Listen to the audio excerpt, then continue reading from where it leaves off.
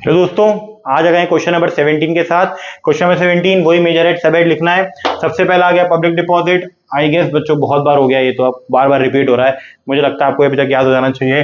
Public deposit ये होता है हमारा क्या, नॉन करंट लाइबिलिटी, और सब हेड क्या होगा इसका, long term borrowing.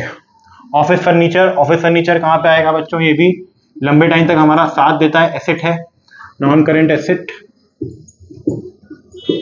Property, plant and equipment, चाहे तो यहाँ पे टैंजिबल भी लिख सकते हैं, ऐड कर सकते हैं।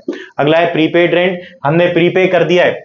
प्रीपे अगर हम कभी भी हम प्रीपे करते हैं तो ये हमारा एसेट हो जाता है और कहाँ चला जाएगा, अदर करेंट एसेट में। और बच्चों अगर हम यही चीज अगर अपन रिसीव कर लेते हैं, advance income, advance rent receive कर लेते हैं, तो ये लायबिलिटी हो जाता है, current liability, other current liability. Outstanding salary, जहां वर्ड आउटस्टैंडिंग मिले याद रखिएगा ये लायबिलिटी ही होती है, current liability, other current liability. Computer software ये इंटेंजिबल होता है बेटा, एसेट होता है लेकिन इंटेंजिबल होता है, टच नहीं कर सकते, सिर्फ यूज कर सकते हैं।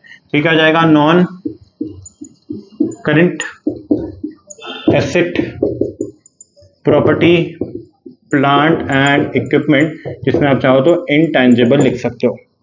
और इंटरेस्ट अक्रूड ऑन इन्वेस्टमेंट, अभी कुछ क्वेश्चन पहले हमने देखा था इंटरेस्ट अक्रूड ऑन डिबेंचर्स, तो वो current liability other current liability में चला गया था।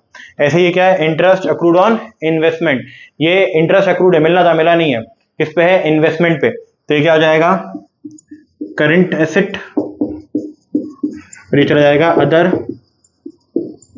करंट एसेट में।